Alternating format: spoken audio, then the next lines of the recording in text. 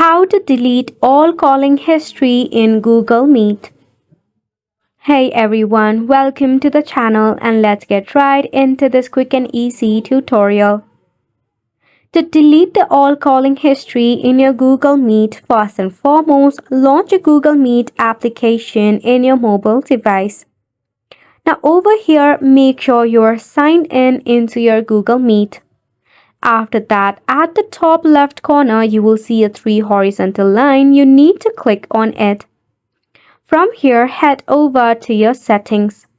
Within your settings, you need to click on History. Here you will see the option of Delete All History. You can click on it, then tap on Delete.